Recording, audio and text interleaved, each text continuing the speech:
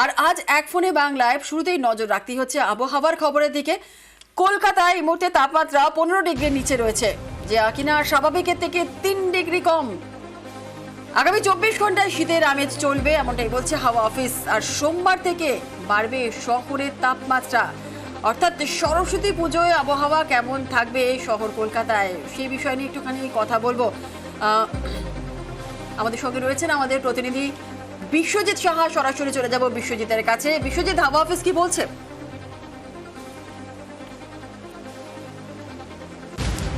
দেখো, যে তাপমাত্রা অনেকটাই নেমে গেছে, বলা যায় যে শীতের শেষ পর্যায়ে এসে কার্যত ঝোড়ো ব্যাটিং, এবং কলকাতায় 15 ডিগ্রির নিচে নেমে গেল 14 ডিগ্রির ঘরে তাপমাত্রা, এবং যেটা স্বাভাবিকের থেকে 3 ডিগ্রি সেলসিয়াস কম।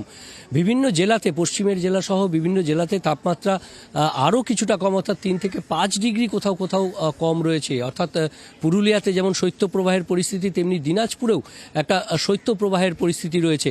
আর এই যে পরিস্থিতি, এই পরিস্থিতিতে দাঁড়িয়ে সরস্বতী পুজো সামনে, সেই সরস্বতী পুজোতে কলকাতাতে সরস্বতী পুজোর দিন আবহাওয়া ভালো থাকলেও বেশ কিছু জেলাতে বৃষ্টির একটা সম্ভাবনা থাকছে। কলকাতাতে আগামী কয়েকদিন শুষ্ক আবহাওয়া থাকবে, এবং আজ যে তাপমাত্রা অনেকটা নেমে গেছে, আগামীকাল থেকে ধীরে ধীরে তাপমাত্রা বাড়তে শুরু করবে। তবে আগামীকালও শীতের আমেজ থাকবে। সোমবার থেকে তাপমাত্রা অনেকটা বেড়ে যাবে। সোম, মঙ্গল, বুধবারের মধ্যে 3 থেকে 4 ডিগ্রি তাপমাত্রা আবার বেড়ে যেতে পারে, আবার উষ্ণতার একটা ছোঁয়া।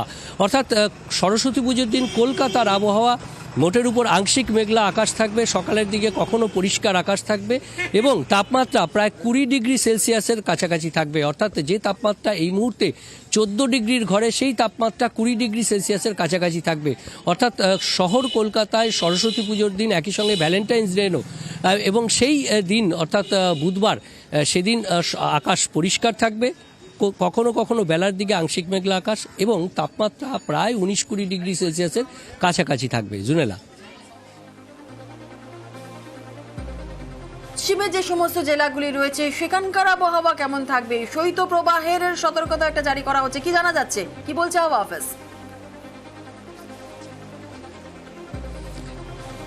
একদমই, গতকাল থেকে এই শৈত্যপ্রবাহ চলছে। পুরুলিয়া, বাঁকুড়া, পশ্চিম বর্ধমান, বীরভূম সহ পশ্চিমের জেলাগুলিতে কার্যত শৈত্যপ্রবাহের মতো পরিস্থিতি, এবং উত্তর দিনাজপুর ও দক্ষিণ দিনাজপুর, অর্থাৎ দিনাজপুরেও, উত্তরবঙ্গের দিনাজপুরে, সেখানেও শৈত্যপ্রবাহের মতো পরিস্থিতি। তবে আজ পুরুলিয়া ও সংলগ্ন এলাকায় শৈত্যপ্রবাহের পরিস্থিতি থাকবে আরও 24 ঘন্টা, এবং তারপর থেকে সেখানেও তাপমাত্রা বাড়বে। তবে বৃষ্টির একটা সম্ভাবনা রয়েছে। ইতিমধ্যেই উত্তরপ্রদেশের দিকে একটি ঘূর্ণাবর্ত রয়েছে, আর এই ঘূর্ণাবর্ত একটি অক্ষরেখা তৈরি করবে, যার প্রভাবে জলীয় বাষ্প গিয়ে একটা বৃষ্টির সম্ভাবনা তৈরি হচ্ছে। আর এই বৃষ্টির সম্ভাবনা মঙ্গলবার থেকে বৃষ্টির সম্ভাবনা বাড়বে।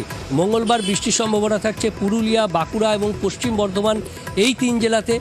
পশ্চিমের আরও বেশ কিছু জেলাতে বুধবার অর্থাৎ সরস্বতী পুজোর দিন বৃষ্টির সম্ভাবনা থাকবে। যদিও দক্ষিণবঙ্গের সব জেলাতে বুধবার বৃষ্টির সম্ভাবনা নেই, কিন্তু বৃহস্পতিবার দক্ষিণবঙ্গের জেলাগুলিতে বৃষ্টি আরও একটু বাড়তে পারে বলে অনুমান আবহাওয়াবিদদের। উত্তরবঙ্গের আবহাওয়া মোটামুটি আগামী 4-5 দিন শুষ্কই থাকবে, এমনটাই পূর্বাভাস আবহাওয়া দপ্তরের। জুনেলা, বেশ বেশ বেশ, একেবারেই ধন্যবাদ বিশ্বজিৎ। কথা বলছিলাম আমাদের প্রতিনিধি বিশ্বজিৎ সাহার সঙ্গে।